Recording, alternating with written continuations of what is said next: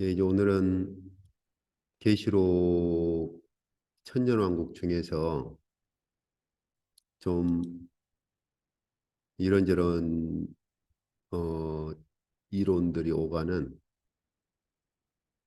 이 교부들이 천년왕국을 어떻게 이해를 했고 가르쳐 왔는가 하는 부분을 좀 살펴보려고 합니다. 예, 그래서 여기 2세기 교부들은 어떻게 천년왕국을 이해를 했는가, 또 3세기는 어떠했는가, 4세기, 5세기까지. 이제 왜 이걸 살펴보려고 하느냐면요. 블로그라든지 글을 보면 교부들에 대한 이해가 잘 돼 있지 않는 상태에서 에, 뭐 교부들은 전천연설을 이렇게 말했다. 뭐 이런 말들을 하는데 보면은 교부들에 대한 이해가 돼 있지 않는 글들이 종종 있어요. 예, 그래서 좀 제가 그냥 이렇게 무시하고 넘어가려고 했는데 전에 어떤 목사님이 블로그에 이렇게 돼 있는데 이 교부들의 이 견해가 맞냐 뭐 이런 질문도 했고 심지어 이단도 제가 전에 그 교수님 성함이 기억 안 나는데 신문에서 보니까 그 안상홍이라는 그 이단도 뭐 2세기, 3세기에는 계시록과 다니엘서가 짓밟혔는데 16세기 넘어와서 뭐 회복되었다.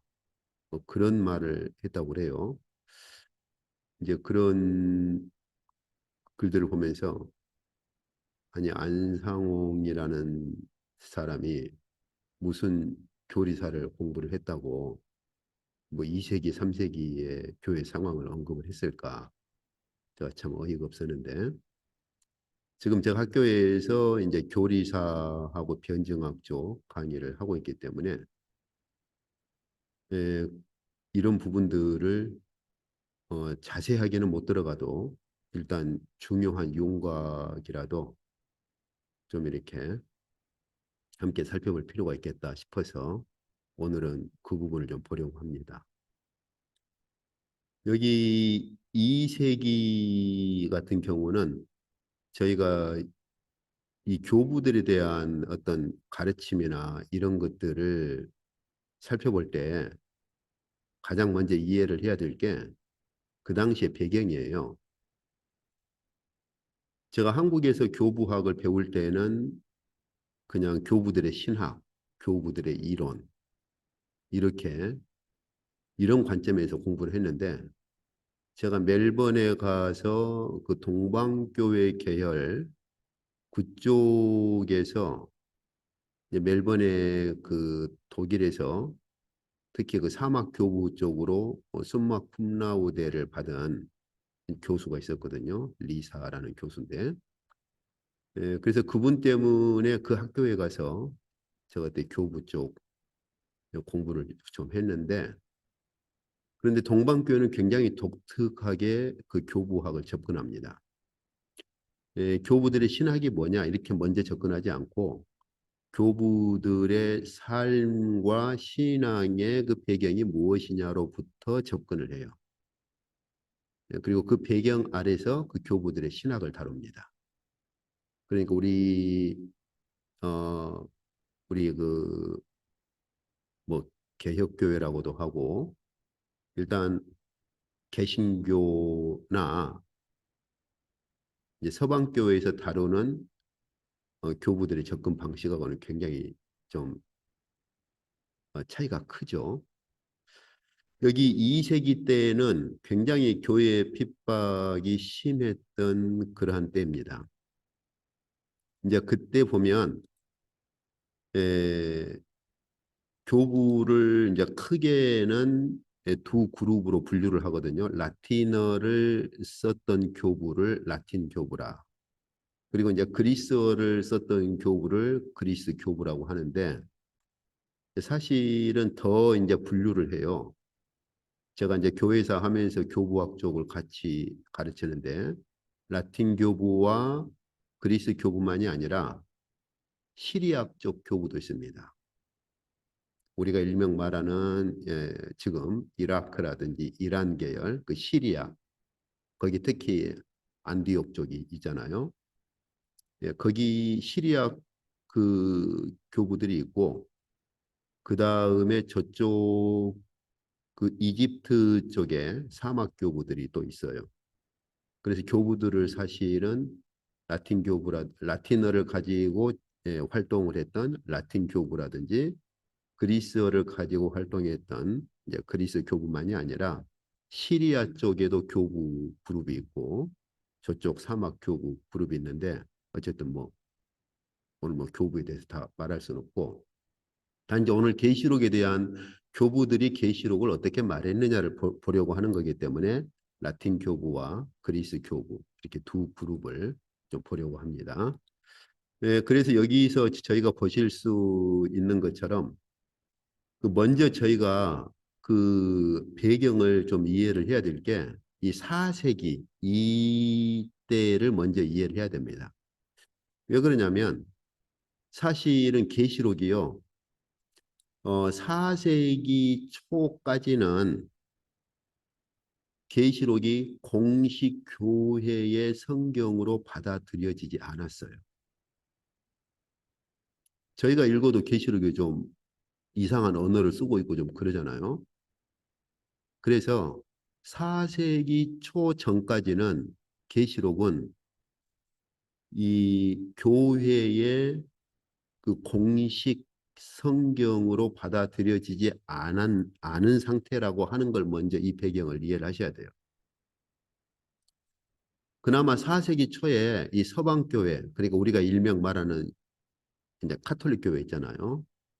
예, 서방교회 쪽에서 물론 이제 4세기에서 뭐 동방교회, 서방교회 분리가 된 건 아니죠. 그러나 라틴어를 구사했던 라틴어를 가지고 사용했던 서방교회, 이 서방교회의 중심지가 이제 로마거든요. 그리고 이제 동방교회는 그 당시에 그리스어를 가지고 활동을 했던 그런 교부들이나 교회를 동방교회라고 하는데 콘스탄티노플을 중심으로 그렇게 서 있었어요. 어쨌든 이 서방교회에서 4세기 초에 받아들여졌고 동방교회는 훨씬 더 뒤에 가서 교회 공식 성경으로 그렇게 수납을 합니다. 제가 왜 이 말씀을 먼저 드리냐면 그렇다면 4세기 전까지는 교부들이 계시록을 볼 때 교회의 공식 성경으로 그렇게 본 것이 아니고 일종의 참조 정도로 그렇게 계시록을 예, 보았다는 걸 제가 생각을 해야 됩니다. 그러면 먼저 라틴어를 구사했던 교부들 중에 예, 영어로는 저스틴이라고 하고요. 이제 유스티누스라고 하는데 이 마터라고 하는 건 순교자란 뜻입니다. 이제 유스티누스 교부가 순교했거든요. 제가 이제 변증학 가르칠 때 이 교부를 언급을 하는데 최초의 그 교부들이 2세기 들어서면서 교회를 변증하는 그러한 교부들이 등장하는데 바로 이 교부가 최초의 변증 교부로 그렇게 등장을 하거든요. 자, 그럼 한번 좀 보실까요?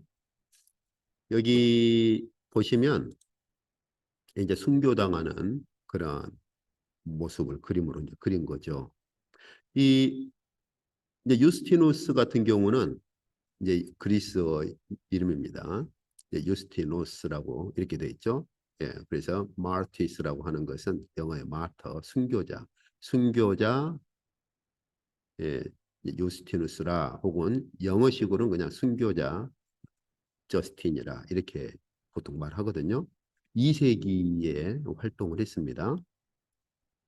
어, 유스티누스 같은 경우는 이 천년왕국을 문자적으로 해석을 했어요. 문자적으로. 그래서 이 땅에 천년왕국이 이루어질 거고 그때 이사야서의 예언이라든지 에스겔서의 예언이 성취가 될 것이다. 이렇게 봤어요.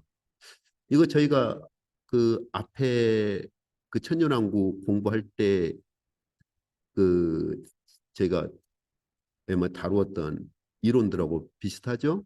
그러니까 이 이론이 전천년설에서 이 근래의 전천년설 학자들이 새로 만들어낸 게 아니고 이미 2세기 때부터 이제 유스티누스가 이렇게 말을 한 거예요. 근데 이제 저희가 그 배경을 알아야 되는 게 유스티누스라는 이 교부가 원래는 철학자였어요. 그래서 이런저런 철학 정말 진리가 어디에 있는가? 그 당시에 철학이라고 하는 것은 우리가 지금 대학에 가서 철학과에서 철학을 공부하는 그런 개념이 아니에요. 진리를 추구하고 참된 진리가 뭔가를 발견해내는 바로 그러한 일종의 수행, 그러한 것들을 토론하고 이런저런 철학 이론들을 접하는 사람들을 철학자라. 물론 철학이 추구하는 것이 꼭 진리만이 아니라 이제 몇 가지가 있는데 그 중에 이제 유스티누스는 유스, 유스티누스가 추구했던 것은 뭐냐면은 참된 진리를 가르치는 철학이 무엇이냐. 그래서 이런저런 여러 철학 학파들 이론들을 접합니다. 그러다가 어떤 크리스찬 노인을 만나요. 그래서 그 노인에게서 구약 성경의 예언과 그리고 예언의 성취가 신약에서 이루어진 그런 것들을 듣고서는 에, 유스티누스의 글을 보면 내 영혼에 불이 붙는 것 같았다. 그런 고백을 해요. 그래서 이런 크리스찬으로 개종을 하고 교회의 지도자, 교부 그룹으로 올라갈 정도로 아주 활동을 하죠. 근데 그때 보면은 이제 유스티누스가 구약에 대해서 굉장한 그 매력을 느끼고 구약에 굉장히 심취합니다. 그 배경 때문에 천년왕국도 문자적으로 봐서 구약의 이사야서의 예언이라든지 에스겔서 예언이 문자적 그대로 성취가 되는데 언제 되느냐? 이 천년왕국 시대가 오면 이 구약에 예언된 예루살렘 이사야서 예언이나 에스겔서 예언이 그대로 성취될 것이라고 보는 거예요. 이건 오늘날 전천년주의자들이 보는 것하고 같죠. 자, 네, 그리고 이제 저희가 방금 보았던 이레니우스라는 그 교부가 있어요. 이제 여기 이 그룹은 라틴어를 사용한 교부들입니다. 이 그룹. 이레니우스라고 하는 이제 그런 교부가 있는데 이레니우스도 여기서 보시면 굉장히 비중을 차지하는 교부죠. 제가 교부 연구할 때 아주 중요한 교부로 공부를 합니다. 이레니우스는 어떤 관점으로 보았느냐면은 하나님의 천지를 창조하실 때 6일 동안 창조하셨는데 그것은 바로 하루가 천년으로 보고서 6천년의 역사가 앞으로 진행될 것으로 해석을 해요. 그런데 이 6천년의 역사 중에 바로 마지막 천년이 바로 예, 천년왕국이 될 것이다. 이렇게 보는 거죠. 그래서 이 땅에서 역시 천년왕국이 이루어질 것으로 봐요. 그렇게 되면 이 땅에서 우리가 어마어마한 풍요를 누릴 것이다. 그 천년 동안. 그렇게 또 이해를 합니다. 이제 교부는 아니고 잘못된 이 이단 종파들인데 이 몬타너스주의자들이 있거든요. 이 사람들은 굉장히 강력한 성령 운동을 했어요. 그래서 기록을 보면은 아주 많은 이적들이 실제로 일어나기도 했습니다. 이제 결국은 이 몬타너스가 지도자인데 몬타너스가 자기를 보혜사라고까지 칭할 정도로 그렇게 가버리죠. 예, 그래서 굉장히 이런 신비한 현상들, 이적들도 많이 일어나기도 했고 이 그룹을 이끌었던 이 몬타너스는 결국 자기를 보혜사라고까지 칭하죠. 그래서 그 자기들이 특별한 예언의 은사를 받았고 자기들이 어떤 특별한 은사를 가지고 있다고.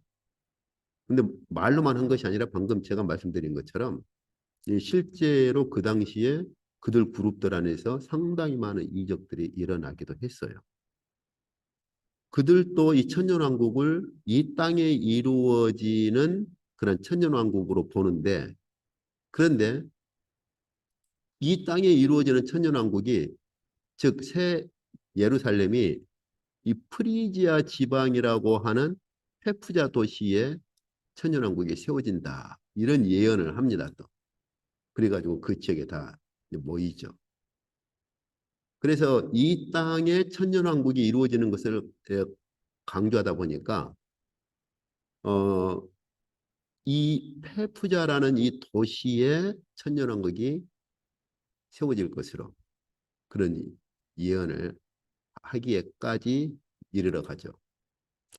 제가 그 저희 학교에서 중국에서 오신 선교사님하고 오신 선교사님들이 몇 분 계시는데 어떤 선교사님과 대화를 해보니까 중국의 그 지하교회가 숨어서 지금 제가 이 말씀은 지하교회를 무슨 폄하하거나 그런 의도가 아닙니다. 숨어서 예배를 드리다 보니까 이제 그 고립돼 있잖아요. 그러니까 이제 지도자들이 어, 성경을 충분히 이렇게 익히지 못한 지도자들도 있다라는 거예요. 그분 말씀에. 근데 이제 그 중에 어떤 그룹은 교회 그룹은 제가 중국을 잘 모르니까 중국의 무슨 지방에 바로 새 예루살렘이 임한다고 이제 그런 그제 예언도 하고 이제 그런 그룹이 있다. 이제 그런 얘기를 해요. 그래서 이 땅에 이루어지는 천년왕국을 이 몬타너스 주의자들은 특정한 도시에 그 천년왕국이 이루어질 것으로 예언을 하고 그렇게 했던 것이죠. 이제 물론 몬타너스 주의자들은 어차피 이제 이단으로 이제 정제가 됐죠.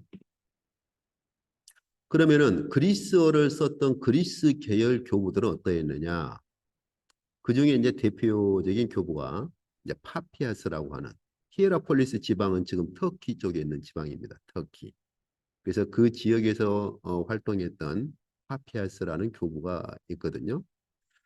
이 교부 같은 경우도 어 이제 그 몬타너스 주의자들이 말했던 것처럼 당장 어떤 특정한 지방에 천년왕국이 임한다. 그것은 아니고 천년왕국은 앞으로 올 천년왕국인데 역시 이 땅에서 이루어질 걸로 봅니다. 그래서 심지어 어느 정도까지 기대를 합니까? 포도나무가 1,000개의 가지를 가질 것이다. 그리고 모든 포도송이는 어마어마한 포도주를 이렇게 생산할 정도로 아주 어마어마한 포도송이가 1,000개의 가지에서 헤아릴 수 없는 포도송이가 열려서 아주 어마어마한 포도주를 생산할 정도가 될 것이다. 이런 정도의 풍요가 올 것이다. 라고 그렇게 기대를 한 거죠.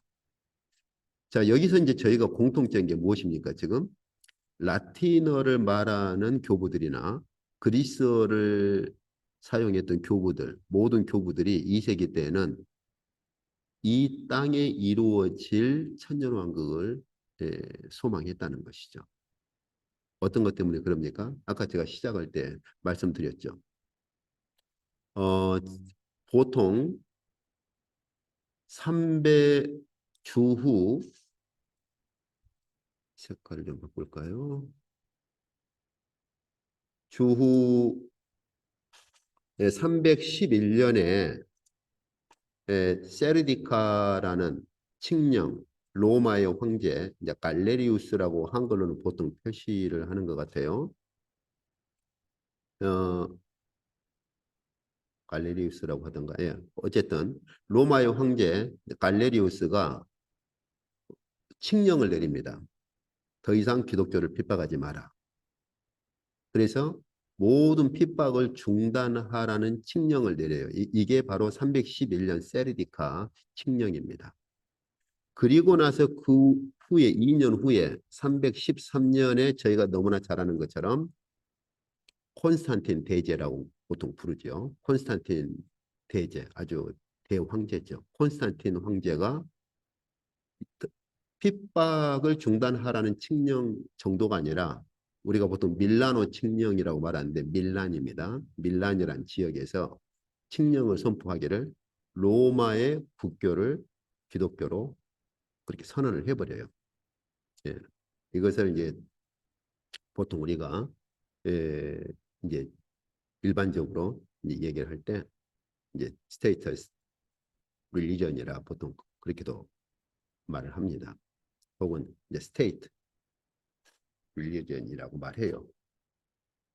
그래서 313년에 로마의 국교를 기독교로 선언을 해버리죠. 그리고 나서 380년에 데살로니가 칙령이라고 보통 말하는데요.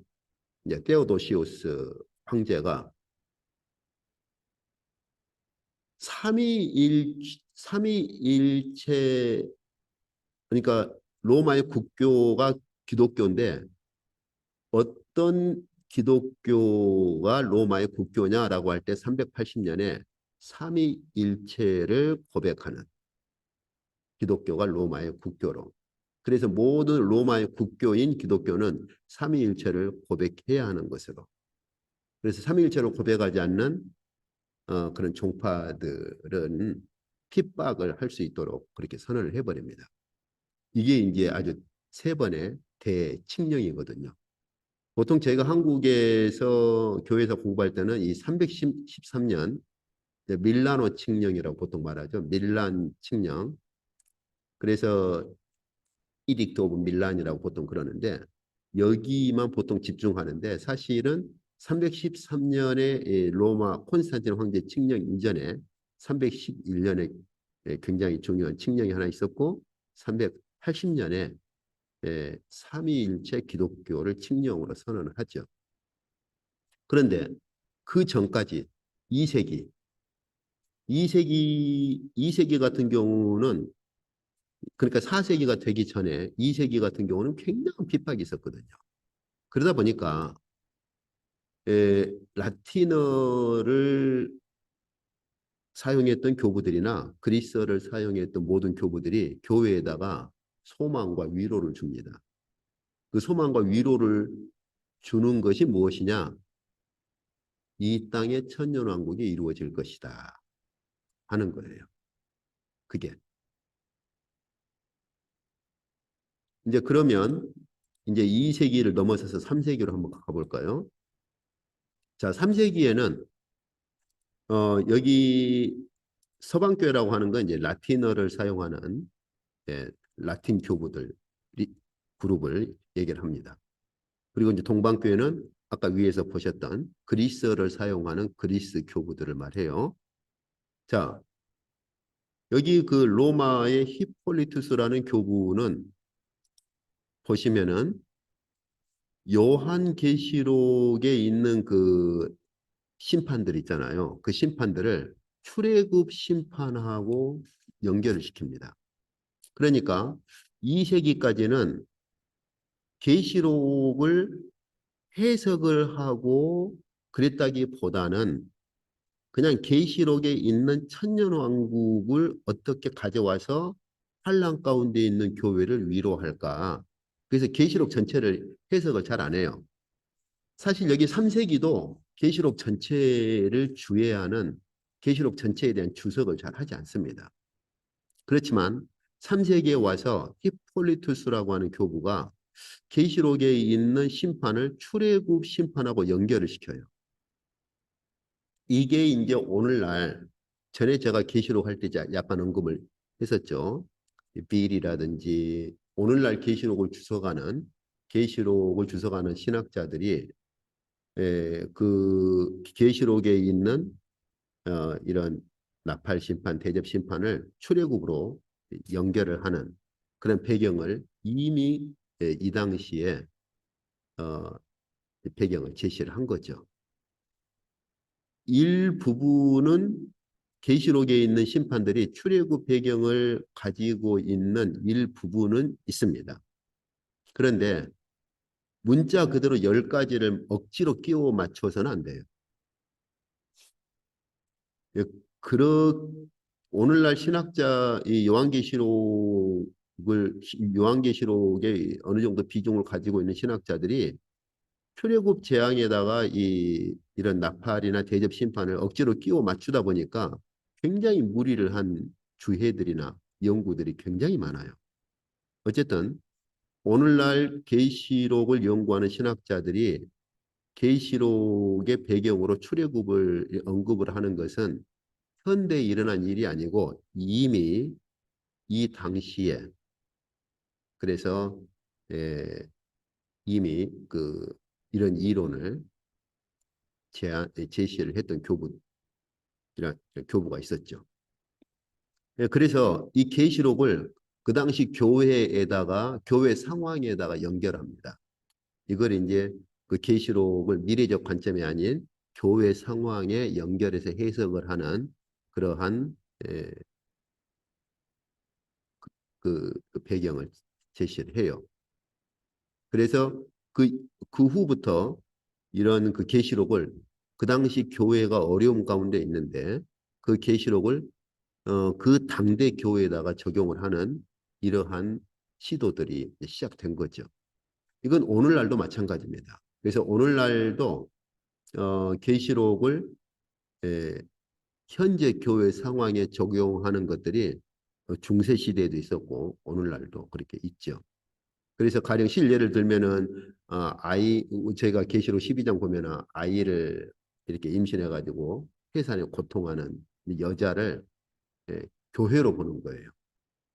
그리고 이제 영은 누구냐? 교회를 핍박하는 세력으로 보는 거예요. 이렇게 이런 식으로. 그렇지만 그럼에도 불구하고 천년왕국에 대해서는 이제 새로운 관점으로 봅니다. 그래서 앞으로 이 땅에 이루어질 천년왕국으로 안 보고 우리 그리스도인들이 죽으면 바로 우리 그리스도인들이 죽으면 바로 이 땅의 천년왕국이 아닌 우리 그리스도인들이 바로 들어가는 그런 복된 곳으로 그렇게 봅니다. 그리고 이제 마지막 부활 때 그게 완성될 걸로 보지요. 이제 히폴리투스만이 아니라 이제 키프리안 그 교부도 우리 그리스도인들이 죽었을 때 들어가는 곳으로 천년왕국을 보기 시작합니다. 그러니까 이제 3세기 들어오면서 저희가 볼 수 있는 것처럼 더 이상 막 2세기에서 생각했던 이 땅에 이루어진 어떤 환상적인 장소 그렇게 보는 것이 아니고 3세기에 들어오면서 이 계시록에 있는 천년왕국을 꼭 이 땅에 이루어지는 것으로만 그렇게 볼 필요가 없겠구나 하는 새로운 그래서 이 땅의 것이 아닌 바로 우리 그리스도인들이 죽었을 때 바로 들어가는 그 천년왕국 개념을 가지기 시작하죠. 그리고 이제 터툴리안 같은 경우는 약간 이제 천년왕국 관점보다는 터툴리안이 굉장히 그 라틴어를 사용하는 교부 중에 유명한 교부죠. 계시록을 윤리적으로 적용을 해요. 그러니까 바벨론은 곧 뭐냐? 우리가 이렇게 겉을 꾸미는 그래서 금이나 보석으로 우리의 겉을 꾸미는 것이 곧 바벨론이다. 이렇게 윤리적으로 접근을 하고 여기 오리겐은 그리스어를 사용하는 그리스 교부입니다. 이 오리겐이 알렉산드리아에서 활동을 해서 여기 있죠. 알렉산드리아라고 돼 있죠. 이 알렉산드리아는 이집트에 있잖아요. 사도 그 마가가 이집트로 가서 세웠던 그 이집트로 가서 선교하고 최초로 교회를 세웠던 곳이 알렉산드리아입니다. 주후 약 50년경이죠. 그렇게 굉장히 빠르죠. 그죠? 그러니까 이제 사도행전에서 우리는 그 사도 바울의 선교 사역이 있다 보니까 거기에 집중하는데 마가도 이미 이집트 알렉산드리아로 가가지고 거기에 교회를 세우고 최초의 신학교를 세워요. 최초의 신학교를. 이 오리게는 클레멘트 교장을 이어서 그 신학교의 교장이 된 아주 대단한 교부입니다. 천재적인 교부예요. 언어만 해도 아주 여러 언어를 구사를 했고 어쨌든 그래서 이 오리겐이라는 교부는 이제 그 하늘에 있는 세계와 이 땅에 있는 세계를 이제 구분을 하죠. 그래서 영적인 하늘에 있는 영적인 세계 그리고 아래에 있는 세상을 구분을 해서 예수님을 따르는 자들이 곧 14만 4천이다. 그런데 일단 저희가 주목할 것은 천년왕국을 어떻게 보느냐. 이 땅에 어떤 환상적인 장소가 이루어지고 어마어마한 포도송이가 열리고 이런 것은 육적인 것이다. 먹고 마시는 것을 탐닉하는 것이다. 그래서 천년왕국을 이 땅에서 이루어지는 천년왕국으로 보지 않습니다. 그래서 육체 어떤 그 이 땅에서 이루어지는 천년왕국으로 보지 않고 하늘의 것으로 그렇게 이해를 하죠. 이제 그리고 저희가 이제 여기 디오니시우스라는 교부가 있는데 이 교부도 알렉산드리아에서 활동을 한 교부예요. 방금 제가 말씀드린 것처럼 마가 사도가 이집트로 가서 알렉산드리아에서 교회를 세우고 거기에 최초의 신학교를 세웠어요. 이제 그때 그 신학교에 수업하는 방식이 교리문답 방식입니다. 저희 기억하시는 분은 기억하실지 모르겠어요. 우리 뭐 소요리 문답, 소교리 문답이라고 그러죠. 제1문 사람의 제일 되는 목적이 무엇이냐? 그러면은 답이 나오죠. 하나님을 영화롭게 하고 하나님과 함께 즐거워하는 것입니다. 이런 식으로 교육을 했어요. 그래서 알렉산드리아에 세워진 최초의 그 사도 마가가 최초의 알렉산드리아의 그 신학교를 세웠고 그 신학교의 교육 방식은 이런 그 교리 문답 교리 문답 방식으로 교육을 했던 그러한 신학교입니다. 그래서 여기 보시면은 알렉산드리아라고 돼 있죠. 그래서 알렉산드리아 쓰니까 알렉산드리아의 이쪽 보시면 디오니시우스 예, 여기 소유격이죠. 알렉산드리아의 디오니시우스라 이렇게 그래서 보통 그 신학교를 교리 문답적 신학교라 해가지고 이제 카레케리컬 예, 그런 티올로지 혹은 세미너리라고도 보통 얘기를 합니다. 근데 이 디오니시우스 같은 경우도 지상의 천년왕국을 거절합니다. 그래서 우리가 계시록을 영적으로 이해를 해야지 어떤 지상에 이루어질 육체적인 천년왕국의 소망으로 국한해서는 안 된다. 이렇게 이제 거절을 하죠. 그러니까 어떻습니까? 2세기 때까지만 해도 핍박과 환란 가운데 있다 보니까 조금만 참아라. 그러면 이 땅에 계시록에 있는 천년왕국이 이루어질 거야. 이렇게 그 핍박과 환란 상태에 있을 때 그 계시록의 천년왕국을 그러니까 계시록 전체를 해석을 하거나 그런 건 아니었어요. 아까 제가 말씀드린 대로 4세기 때야 비로소 계시록이 교회에 공인된 성경으로 그렇게 받아들여졌기 때문에 그 전까지는 계시록 전체를 뭐 연구하고 주의하고 그러진 않았어요. 그렇지만 계시록에 있는 천년왕국에 대한 것은 사용을 한 거예요. 그런데 왜 사용을 할 수밖에 없었느냐? 교회가 너무너무 어렵고 핍박 가운데 있다 보니까 조금만 참으면 이 계시록에 있는 천년왕국이 이 땅에 이루어질 거야. 이렇게. 그리고 아까 저희가 보신 것처럼 이제 저스틴, 이제 유스티누스 교부 같은 경우는 구약에 굉장히 그 무게를 뒀고 구약에 심취했기 때문에 그 천년왕국 때에는 이사야서나 에스겔서에 있는 모든 예언이 문자적으로 이루어질 거야. 이렇게 했던 거죠. 혹은 이제 방금 제가 보신 것처럼 천년왕국이 되면은 아주 어마어마한 포도송이가 열리는 그런 시대가 올 거야. 조금만 참아. 이렇게 했었는데 3세기에 들어오면서 이 라틴어를 쓰는 교부들이나 그리스어를 쓰는 교부들 다 천년왕국을 이 땅에 이루어지는 문자적인 천년왕국으로 보는 것을 이제 거절하기 시작합니다. 그렇게 봐서는 안 돼. 이렇게 해요. 물론 다 그런 건 아니지만 대부분 흐름이 그렇게 가요. 제가 왜 이 말씀을 드리느냐? 심지어 블로그에 보면 어, 그냥 일반인만이 아니라 심지어 뭐 좀 교수라고 하는 분들의 글까지도 보면은 많이 오해들을 하고 있어요. 특히 전천년설을 주장하는 사람들 같은 경우 보면은 무슨 글까지 있냐면은 교부들은 그 당시에 다 전천년설을 주장했고 무천년설을 주장하지 않았는데 이건 후기에 생긴 거다. 예, 후기에 신학자들에 의해서 생긴 거지.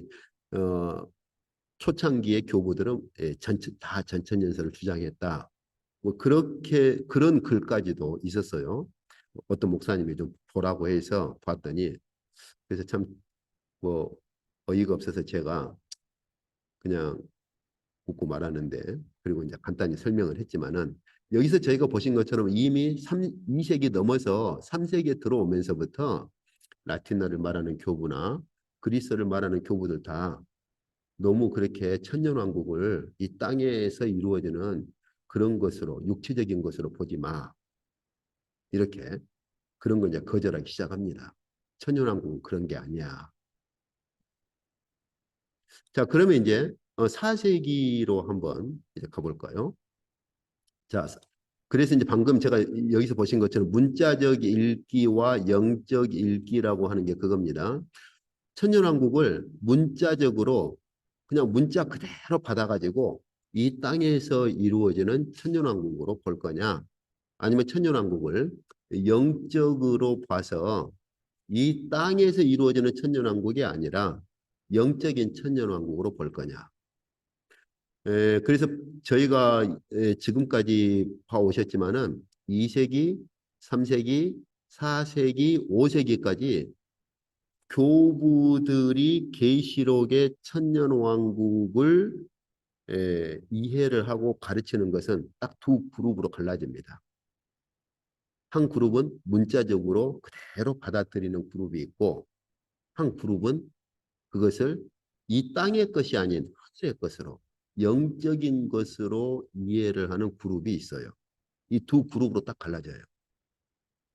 이제 조금 더 한 걸음 더 들어가면 알렉산드리아 이집트 어, 마가 사도가 세웠던 그 이집트 알렉산드리아에 세웠던 그 그룹 교부들은 전반적으로 다 그런 건 아니나 대부분이 이 땅의 것이 아닌 하늘에 속한 천년왕국으로 보려는 성향들이 강해요. 그런데 에, 이 라틴어를 사용한 교부들 중에는 많은 교부들이 천년왕국을 문자적으로 받아서 이 땅에 이루어질 천년왕국으로 보려는 성향들이 강합니다. 특히 또 이제 그 시리아의 그 중심지 안디옥. 저희가 그 사도행전 보시면은 안디옥에서 그 최초로 그리스도인이라는 명칭이 생기잖아요. 예, 바로 그 지역에서 활동했던 특히 그쪽 우리가 보통 안디옥 학파라 그렇게 말해요. 예, 그래서 그 그쪽이 이제 주로 라틴어를 많이 사용한 교구들이 참 많았는데 그쪽 같은 경우는 문자적으로 보려고 하는 그래서 이 두 그룹으로 이렇게 분리가 되죠. 예, 그래서 이 요한계시록을 교회의 공식 성경으로 받아들이는 데 있어서 이제 이런 로마의 예, 가이오스라든지 아까 그 몬타누스 파가 우리가 예언을 받았다. 천년왕국이 프리지아 지방 거기에 이루어질 것이다라고 해서 엄청 강력한 운동을 했기 때문에 그 사람들을 반대하는 그룹들에서도 계시록이 그 교회 공식 성경으로 받으면 안 돼라고 반대했던 그런 이제 그런 사람들이 있긴 있었습니다만은 그럼에도 불구하고 4세기 초에 4세기 초에 이르러서야 예, 라틴어를 말하는 교회, 그러니까 로마를 중심으로 라틴어를 말하는 교회가 교회 공식 성경으로 수납을 합니다. 자, 그러면 이제 4세기에 이르르면 이제 어떻게 발전하느냐면 다시 한번 제가 생각을 해보시죠. 2세기 때는 계시록 전체를 해석을 한 게 아니었어요. 왜냐하면 교회 공식 성경 본문이 공인된 본문이 아니니까 그걸 막 연구하고 주석하고 그러질 않았어요. 그렇지만 교회 상황이 굉장히 핍박 가운데 있기 때문에 이거 천년왕국 이것은 좀 가져와야겠다. 그래서 그 천년왕국을 이 땅에 이루어질 천년왕국으로 그렇게 바라보았고 그걸로 교회를 위로했단 말이에요. 조금만 참아. 이 천년왕국이 이루어질 거야. 이렇게요. 이제 그에 대한 부작용이 아까 제가 말씀드린 몬타노 스파들이죠. 자기들이 계시를 받았는데 이 땅에 특정 지역에 천년왕국이 이루어진다고 했다. 이런 계시를 받았다는 것이죠. 이제 그러다가 3세기에 와서 그에 대한 반성이 생기죠. 천년왕국을 그렇게만 보면 안 되지. 예, 문자적으로 해가지고 천년왕국을 이사야서나 에스겔서 예언이 문자 그대로 이루어져서 이 땅에 이스라엘이 문자적으로 이스라엘이 다시 세워지고 그렇게 보면 안 되지. 이런 반성이 3세기에 생겼는데 4세기에 오면은 이제 그 정도가 아니라 조금 더 발전해서 계시록에 대한 주석 작업이 시작됩니다. 왜냐하면 4세기에 이제 이 계시록이 교회 공식 공인 성경으로 이제 수납이 되잖아요. 그러다 보니까 이제 계시록에 대한 주석 작업이 시작돼요. 그냥 2세기에서 천년왕국이라고 하는 문자만 딱 따오는 그 정도가 아니고 그리고 3세기 때에도 뭐 계시록에 대한 체계적인 주석은 없었어요. 그렇지만 이제 아까 저희가 보신 것처럼 이제 군데군데 윤리적으로 적용하기도 하고 그랬음에도 불구하고 계시록 전체에 대한 어떤 해석을 하거나 주석을 하지는 않았습니다. 그런데 4세기에 와서 빅토리누스 이 교부가 굉장히 중요한 작업을 하나 하죠. 이제 순교 빅토리누스 교부의 순교를 이렇게 모자이크로 예, 한 겁니다. 이게 어디 교회 저기 되는지 제가 기억이 잘 안 나는데 예. 여기 그 빅토리누스 이 교부는 계시록이 그 인이나 나팔이나 대접에 계속 이어지는 것으로 보지 않고 어떻게 봤느냐? 계시록은 반복이다, 반복. 한마디로 나팔 심판은 대접 심판에서 반복되는 거야. 이렇게. 지금 계시록에 대한 주석을 할 때 관점을 나팔이나 대접 이런 것들은 예, 같은 심판인데 반복되는 것으로 봐요. 그래가지고 이 그 관점이 13세기까지 영향을 미칩니다. 굉장히 오랫동안 계시록 해석에 영향을 미치죠. 그러다가 이 관점이 잠잠해졌는데 20세기 중반에 다시 이 해석이 부활돼요. 특히 이제 그 제가 신학을 마치고 첫 목회를 했을 때가 그때가 89년도인가 그쯤 되었던 것 같아요. 89년도 뭐 90년도. 그때 제가 그 구입했던 주석이 핸드릭슨 그 주석이었는데 그때 제가 계시록에 대한 연구를 하고 그리고 이제 목회자들 강의를 할 때 그때 제가 그 핸드릭슨 주석에서 그 핸드릭슨 주석의 영향을 받아가지고 저도 그 당시에는 반복 이론을 그 사용을 했었어요. 그래서 나팔 심판이 다시 대접해서 반복되는 걸로. 그리고 문자적으로 보면 비슷한 데가 참 많아요. 그 저희가 나팔 심판하고 대접 심판을 보면은 같은 것들이 반복되는 그런 느낌을 많이 받습니다. 그래서 핸드릭슨이 다시 이 빅토리누스의 이론을 가져와서 계시록을 반복 이론으로 보기 시작하면서 개혁교회 요즘 그 개신교 신학자들, 특히 개혁교회 계열 신학자들에게서는 이게 거의 공식화돼 버렸어요. 거의. 예, 그래서 뭐 이제 그레고리 빌도 그렇고 이제 저희 우리 한국에서는 이제 이필창 교수가 그 두꺼운 계시록 책을 그렇게 집필을 했었죠. 그 책에서도 스승의 영향을 받아서 역시 반복 이론으로 봅니다.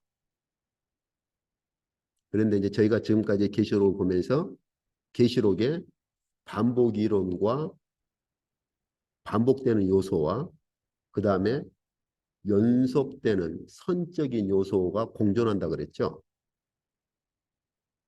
그걸 저희가 지금까지 봐왔었죠. 근데 여기 나팔이나 대접 심판은 반복이 아니고 연속선상에 있는 건데 어쨌든 이런 영향을 받은 거죠. 그 부분은 저희가 전에 그 계시록 강의할 때 본문들을 직접 보고 함께 저희가 그 부분들을 왜 그것들이 반복이 아닌 연속선상으로 있는지를 보았었죠. 그리고 이제 빅토리누스는 여기 짐승을 로마의 황제들로 봅니다. 그런데 이 천년왕국에 대해서는 지상에서의 천년왕국을 지상에서 이루어지는 천년왕국을 예, 그 천년왕국을 그렇게 이해를 하죠.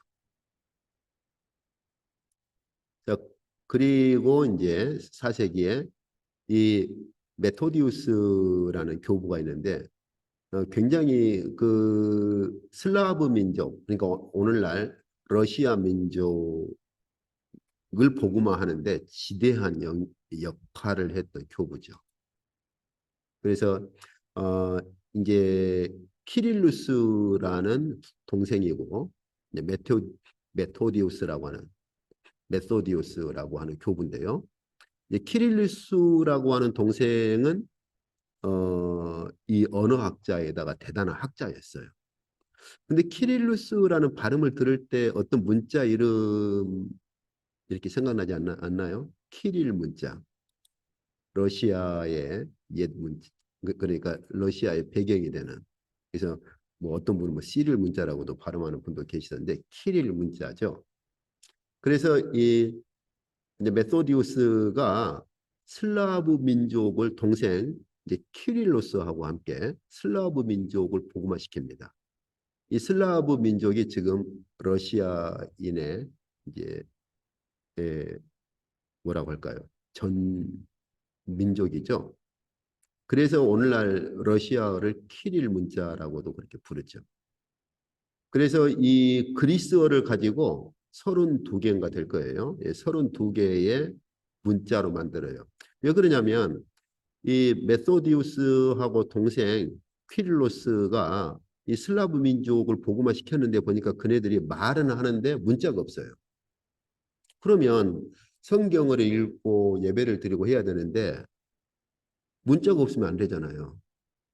그래 가지고 이 방금 제가 말씀드린 대로 동생 퀴릴로스가 언어학자이기도 했기 때문에 그래서 그리스어를 약간 변형시켜서 그 언어를 만드는데 이 퀴릴로스라고 하는 이름을 따 가지고 키릴 문자라 이렇게 붙입니다. 근데 원래는 이제 이 언어가 이제 글라골이라고 했다가 이게 제자들이 메소디우스하고 키릴로스의 제자들이 이제 더 발전시킨 거 이제 키릴 문자라고 하는데 이제 그렇게까지 막 가면 복잡해지고 어쨌든 메소디우스하고 동생 키릴로스가 키릴 문자를 만들어서 복음화 시킨 슬라브 민족들이 계속 예배를 드릴 수 있도록 언어를 가지고 성경을 그 키릴 문자로 볼 수 있도록 하고 그래서 이 키릴 문자를 이제 만들어 갑니다. 아주 대단한 그 교부죠, 아주. 예. 그래서 오늘날 그 슬라브 민족에게 생명을 준 그러한 교부라고도 할 수가 있어요. 그런데 이제 그 이 메소디우스 교부 같은 경우는 계시록을 영적으로 해석을 합니다. 영적으로. 그래서 한마디로 아까 해를 입은 여자는 교회이고 그 용이 그 머리 그 이런 그 용을 어떻게 해석하느냐 이런 쾌락, 이런 불신앙 이렇게 영적으로 해석을 하죠. 천년왕국도 지상의 천년왕국으로 보기보다는 그러한 하늘의 천년왕국, 영적인 것으로 봅니다. 그래서 어, 천년왕국 그 보통 이 땅의 천년왕국이 이루어지면 우리가 부활해서 그 전에 전천년설 볼 때 우리가 하늘로 끌려 올라가죠. 그리고 주님 재림하셔가지고 이 땅에 재림하셔가 궁중 강림이 아니라 땅에 재림하셔가지고 천년왕국이 이루어지면 그 부활한 자들이 이렇게 참여한다. 보통 일반적으로 그렇게 말을 하죠. 그런데 이제 그러한 개념으로 보지를 않습니다. 자, 이제 그리고 나서 5세기에는 어떻게 가느냐? 5세기에는 저희가 이제 주목해야 될 두 교부가 있는데 피코니우스하고 어거스틴이라는 교부인데 둘 다 라틴어를 사용했던 그러한 라틴 교부, 그러니까 서방 교회 계열 교부라고 할 수 있거든요. 이 피코니우스 같은 경우는 아까 빅토리누스가 그 계시록을 반복 이론을 가지고 주석을 했다고 했잖아요. 그걸 조금 더 이제 보완을 합니다. 그리고 계시록을 그 당시의 그 상황에다가 적용을 해요. 그런데 그럴 때 중요한 두 가지 개념을 사용을 합니다. 하나님의 도성으로, 즉 하나님의 성, 하나님의 도성인 하늘의 것이 있고 사탄의 도성인 이 땅의 것이 있다. 이 개념을 가져와요. 그래서 그 하나님의 도성에 속한 자들과 이 땅, 사탄의 도성에 속한 그런 두 그룹들이 그런 그 전투를 하고 투쟁을 하는 것으로 봅니다. 그럼 하나님의 도성이 뭐냐? 현재 존재할 뿐만 아니라 미래로만 보지 않아요. 하나님의 도성은 뭐냐? 현재 존재하고 또 이 현재 존재하는 것이 미래에 완성될 이란 참된 교회와 같은 새 예루살렘이다. 그럼 사탄의 도성은 뭐냐? 바벨론에 속한 그러한 이단, 거짓 그리스도인들이다. 이렇게요. 그러면 이렇게 봤을 때 천년왕국을 어떻게 볼 것이냐? 이 땅에 이루어지는 천년왕국으로 보는 것이 아니고 현재 이루어진 교회로 봅니다. 교회로. 왜 그러냐면 이 교회야말로 현재 존재하고 미래에 완성될 참된 교회인데 이 교회가 바로 새 예루살렘이거든요. 그러면은 이 교회는 두 가지 특성을 가지는 거죠. 현재 존재할 뿐만 아니라 미래에 완성되는 거죠. 그래서 이것 자체가 바로 천년왕국 시대에 이루어지는 천년왕국이다. 그래서 이 교회가 이 천년왕국과도 같은 이 교회는 그리스도의 초림 때부터 재림 때까지 그렇게 지속된다. 그리고 이 교회가 시작된 이 천년왕국 때 사탄은 이미 결박을 당했다는 거예요. 그러나 완전히 없어진 건 아니라는 거죠. 그렇기 때문에 사탄이 완전히 결박은 당했지만은 없어진 건 아니기 때문에 사탄이 영적인 존재로서 계속 핍박을 하니까 주님 재림하실 때까지는 세상 끝날까지 사탄과의 싸움, 전투는 계속 그렇게 유지가 될 것이다. 이렇게 보는 거예요. 이렇게. 이제 그리고 이 개념이 누구에게로 그대로 옮겨가느냐? 누가 이 개념을 수납하느냐? 어거스틴입니다. 어거스틴. 그래서 저희가 보시면 이 어거스틴은 라틴어를 사용했던 교부들 중에 거의 뭐 최고봉이죠. 예. 그래서 이 어거스틴은 이 요한계시록을 문자적으로 그렇게 이해를 하려고 했습니다. 그래서 그 계시록의 이 본문들을 어떻게 해석을 했느냐? 엘리야가 문자 그대로 다시 올 것이고 유대인들이 완전히 다 돌아올 것이고 이런 식으로. 그래서 부활, 마지막 심판, 새 창조, 계시록에 있는 이 말씀들을 문자 그대로 그렇게 이해를 하려고 했어요. 그리고 티코니우스가 말한 하나님의 도성과 세상의 도성에 대한 이 견해를 이제 받아들입니다. 이렇게. 그래서 지금 죄의 세력들과 은혜의 세력들이 이제 투쟁하고 있다. 이 개념으로 쓴 게 뭐냐? 바로 하나님의 도성이라는 24권짜리 어마어마한. 그래서 그 하나님의 도성이라는 책을 거의 10년 넘게, 거의 한 14년 가까이 집필을 한 대작을 집필을 하죠. 이제 원래 정확한 책 제목은 여기 보신 것처럼 이제 하나님의 도성, 치비타테 데 콘트라, 여기 파가노스라고 하는 건 이방인을 말해요. 이방인의 이런 against라는 개념인데 에, 이방인들 이게 이제 이해를 하려면 그 당시 배경을 좀 이해를 해야 되는데 그 410년경에 고트족이 완전히 그 로마를 침략을 해버리거든요. 그래서 그 로마 시민들이 엄청난 그 반감을 일으켜요. 왜냐하면 아까 제가 말씀드린 것처럼 311년에 교회 핍박하지 마. 그런 세르디카 칙령을 발표를 했고 313년에 콘스탄틴 황제가 완전히 로마 국교는 기독교야라고 수납을 했잖아요. 그때 로마인들이 로마는 어마어마한 많은 종교들이 있는데 로마의 종교를 기독교로 하면 한마디로 로마가 망할 것이다. 이런 막 예언들도 있었고 이런저런 그런 부분에 대한 엄청난 그런 그 반항들이 있었거든요. 근데 아니나 다를까 410년에 고트족이 완전히 로마 시내까지 막 침략을 해가지고 시민들을 학살하고 약탈을 해가고 그랬거든요. 그러니까 이제 로마 시민들이 봐라. 이 로마 이 종교로 기독교를 수납을 하니까 우리가 신들에게 벌받은 것 아니냐. 이제 이런 굉장한 그 불만들이 일어났을 때 어거스틴이 그게 아니야.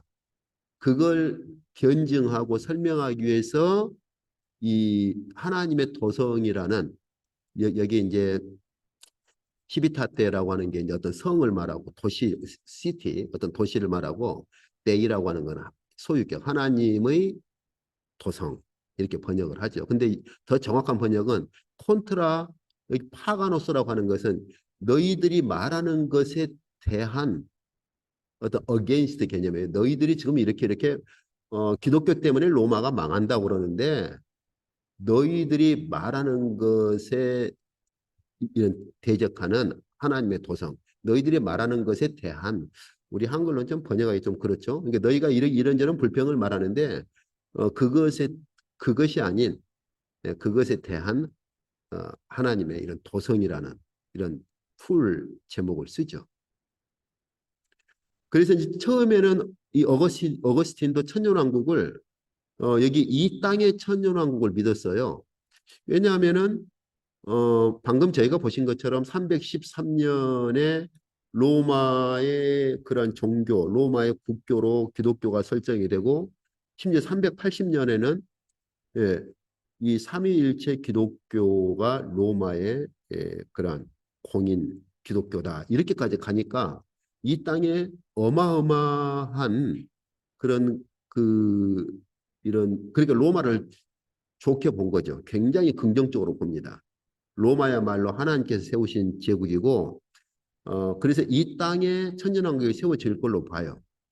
그러다가 방금 제가 말씀드린 것처럼 410년에 고트족이 침략을 하고 그 로마 제국이 결국 이제 무너지잖아요. 그런 상황에서 이 책을 쓰면서 하나님의 도성이라는 이방인들이 말하는 것에 대한 하나님의 도성이라고 하는 이 책을 쓰면서 그의 관점이 바뀝니다. 이 천년왕국은 이 땅에 이루어지는 것이 아니라 부활하신 그리스도께서 승리하시고 그리고 통치하고 계시는 바로 이러한 천년왕국, 다시 말하면 부활하신 그리스도께서 다스리는 것으로서의 천년왕국으로 그렇게 봐요. 그리고 교회는 여전히 그 어둠의 세력과 투쟁하는 것으로 그렇게 봅니다. 그래서 여기 있네요. 410년에 이러한 그 서고투족들이 심지어 그 당시에 기록 보면은 로마 시내까지 그렇게 침략을 해 와가지고 시민들을 죽이기도 하고 약탈을 뭐 해가는 아주 비참한 로마 제국이 그런 비참한 상태로까지 가버리죠. 그러면은 여기서 보신 것처럼 그리스도께서 부활하신 그리스도께서 통치하고 계시는 것이 천년왕국인데 그래서 이제 그 후기에 하나님의 도성을 쓰면서 이렇게 이제 관점이 바뀌는데 부활하신 그리스도께서 통치하고 계시는 그 천년왕국인데 그럼 어떻게 그 천년왕국에 들어가느냐? 세례를 받고 새 생명을 얻을 때 천년왕국에 들어간다. 이렇게 얘기를 했던 것이죠. 저희가 간략하게나마 주요 교부들, 천년왕국을 언급했던 주요 교부들에 대한 것들을 저희가 보았는데요. 이제 간략히 정리를 하자면 결국은 2세기에는 너무나 핍박이 심하니까 계시록 전체를 주석하기보다는 천년왕국이라는 그 단어만 가져와서 위로를 했어요. 조금만 참아라. 이 땅엔 천년왕국이 이루어질 거야. 그렇게요. 이제 그러다가 이제 3세기로 건너가면서 이제 교부들이 라틴어를 말하는 교부나 그리스어를 사용했던 교부들이 그렇게만 봐서는 안 돼. 그래서 주 개념은 천년왕국을 이 땅에 이루어지는 천년왕국으로 보지를 않습니다. 물론 뭐 다 그런 건 아니지만은 주 흐름은 그렇게 바뀌어가요. 그렇게. 그런데 이제 4세기에 들어서면서 체계적으로 계시록에 대한 연구와 주석 작업이 시작이 돼요. 그래서 4세기에 들어서면서 빅토리누스가 계시록 주석 작업을 할 때 계시록의 반복 이론을 주창을 합니다. 물론 이제 그 전에 계시록의 재앙들을 이집트 재앙하고 연결하는 그런 시도도 있었지만 그러나 그건 전체 계시록 주석을 한 게 아니었어요. 그래서 이제 계시록 전체 주석 작업이 4세기 때부터 시작이 되죠. 그러면서 이제 이 땅의 문자적인 천년왕국을 주장하는 교부도 있지만은 전반적으로는 이 땅에 있는 문자적인 천년왕국이 아닌 바로 하늘에 속한 천년왕국. 그리고 특히 5세기에 들어서면 어거스틴은 이제 부활하신 그리스도께서 통치하고 계시는 천년왕국을 이제 주창을 하죠. 이제 그 전 같은 경우는 에, 교회, 이 땅에 세워진 참된 교회, 예루살렘에 들어갈 참된 교회가 천년왕국이다. 이렇게. 그래서 이미 이러한 그 천년왕국으로서 참된 교회는 이미 시작됐고 주님 재림하실 때까지 간다는 거죠. 그래서 사탄은 이미 결박되었다는 것이죠. 그러나 주님 오실 때까지 사탄과의 전투는 결박됐을 뿐 제거된 건 아니니까 전투는 계속 이어져 간다. 지금 오늘 이런 관점들을 보니까 어떻습니까? 오늘날 주석가들이 말하는 모든 이론들이 이미 그 당시에 다 그렇게 주창되었고 주어졌어요. 새로운 게 아닙니다.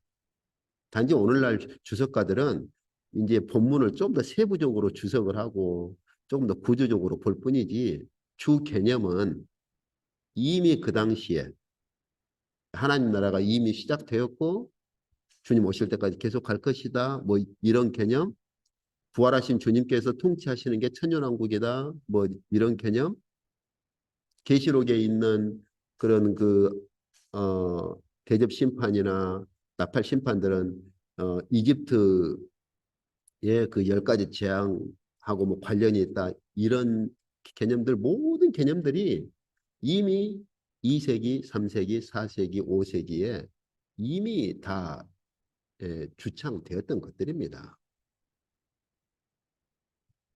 새로운 게 아니에요. 그렇기 때문에 블로그에서 무슨 교부가 뭐 이렇다 저렇다 그런 말 할 때 조금 그 잘못 이해를 하거나 조금 어설픈 그런 말에 그렇게 미혹될 필요는 없어요.